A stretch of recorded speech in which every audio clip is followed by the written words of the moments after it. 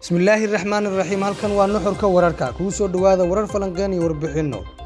waxyaabaha daawa doontaan barnaamijkan aanu ku soo gudbin doona hadduu alaweyn raali ka noqdo daawade saaxiib waxaa ka mid noqon doona dagaal culus oo u dhexeeya ciidamada booliiska gaarka ah ee Haramcad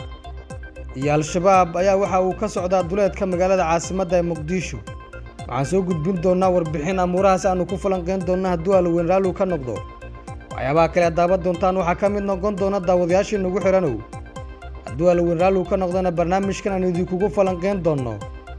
axmed macalin faqi oo tibaaxay cidda hortaagan in doorasho cod iyo qof ah ay ka dhacdo Soomaaliya iyo farta ku fiiqay barnaamijka ayaan ku soo gudbin doonaa hadduu alaweyn uu qadaro. sidoo kale waxyaabaha daawa doontaan waxaa ka mid noqon doona tusbuxii isku xiriirinayay ahlu sunna wal jamaaca iyo wasiir mukhtaar roobo wasiirka diinta iyo awqaafta oo kala furtay, sidoo kalena u muuqda mid tusbaxaasi isku xirkiisu u adkaan karo. waxaan soo gudbin doonaa maxay ku kala fogaadeen ahlu sunna iyo mukhtaar roobo, tabasho xooggan oo ay muujiyeen culimaa diinka ahlu sunna. waxaan soo gudbin doonaa musuqmaasuq xooggan oo lagu eedeynayo wasiir mukhtaar roobo abu masuur. qodobada iyo kuwa kale ayaa daawa doontaan soo dhawaada oo ku biira daawadayaasha halkan dhacdooyinkii warbixinada ka qaata adigoo la garanaya sidoo kalena shir garanaya qayb toosana waxay kula tahay noo dhaafaya daawade. aynu ku bilowna haddaba dagaal culus oo u dhexeeya Haramcad oo ah booliiska gaarka ah iyo ururkaasi al-shabaab ayaa waxa uu ka dhex marayaa sidoo kalena uu ka dhacay degmo ka tirsan magaalada caasimadda ee Muqdisho duleedkeeda, sida xogaha iyo dhacdooyinkana soo gaaraya ay tibaaxayaan.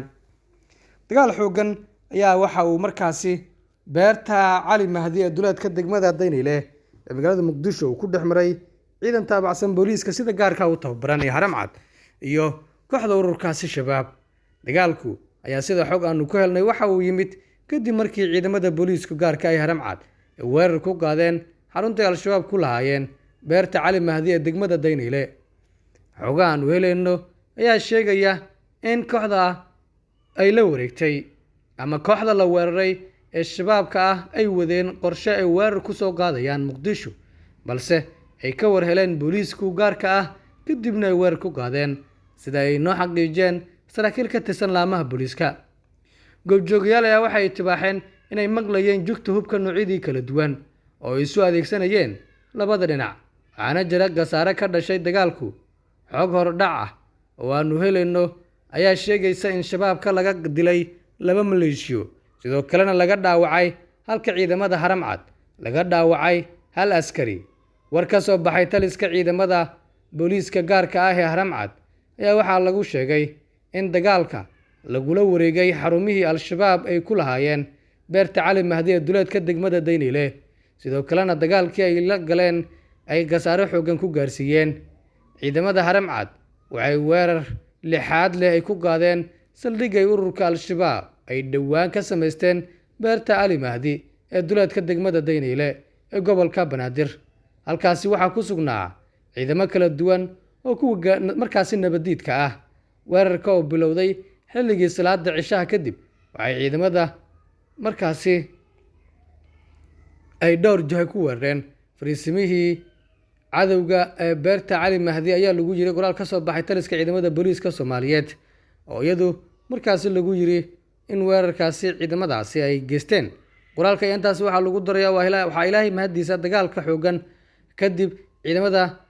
tawxiidka u suura gashay inay jabiyeen maleeshiyadii kooxda al-shabaab. kooxda al-shabaab ayaan weli wax wara ka soo saarin dagaalka. dhowr jeer ayay ciidamo booliis ah oo Haramcad iyo kuwa nisa ay weerar markaasi ku weerareen xarumo ay al-shabaab ku lahaayeen beerta cali mahdi ee degmada Daynile, balse ay dib uga soo laabteen. waa hagaag dhaqdhaqaaqyadaasi ayaa u muuqda kuwa mar kale ay ka bilowdeen fariisimahayaasha ururkaasi al-shabaab ee duleedka magaalada caasimadda ee Muqdisho iyo goobaha fogfog ee lagu bacsan jiray kolsii hore. dowladdu waxay sheegaysaa cidda hortaagan in qof cod doorasho ay dalku ka dhacdo ayay sheegtay gaar ahaan wasiirka arrimaha gudaha ee Soomaaliya Axmed Macalin Faqi, sida uu markaasi uu ka dhawaajiyay wasiirka arrimaha gudaha ee Soomaaliya wasiir Faqi. sida uu ka dhawaajiyay wasiirka arrimaha gudaha ee Soomaaliya Axmed Macalin Faqi waxaana kor sii horeysay madaxweynaha jamhuuriyadda federaalk ee Soomaaliya uu tibaaxay in dalka ay ka bilaaban doonto in doorasho qof iyo cod laga qabto sidoo kalena la soo saaro kheyraadka dabiiciga ah ee dalka taasi oo dhawaan madaxweynuhu tibaaxay dowladda federaalku waxay faahfaahin guud ka bixisay waxa hortaagan in dalku ay ka dhacdo doorasho qof iyo cod si bulshada Soomaaliyeed awood loogu siiyo doorashada cid ay doonayaan inkastoo madaxweyne walba ama dowlad walba oo cusub bilaheedii koowaad ama sanadkeedii koowaad ay tibaaxda qabashada doorashada qof iyo codka ah haddana wax walba waxay isbedelaan maalmaha dambe wasiirka arrimaha gudaha ee Soomaaliya Axmed Macalin Fiqi ayaa waxa uu shaaca ka qaaday in ay markaasi qabsoomidda doorashadaasi ay hortaagan tahay kooxda Al-Shabaab oo iyadu gacanta ku haysa qaybo ka mid ah dalka waxa uu sheegayaa in Al-Shabaab ay tahay caqabadda ugu weyn doorashada qof iyo codka hortaagan isagoo xusay in kooxda si gaar ah ay markaasi u ugaarsato dadka doorashooyinka qaybta ka ah ayna weli haystaan deegaanada qaar kooxda Al-Shabaab ayaa hortaagan doorashada qof iyo codka oo ku haysta deegaanadooda dad badan oo xaq u leh inay caddeeyaan kuwii codeyn lahaana hanjabaado iyo waan idiin dilaynaa u soo gulbinaya oo mararka qaarkood dilay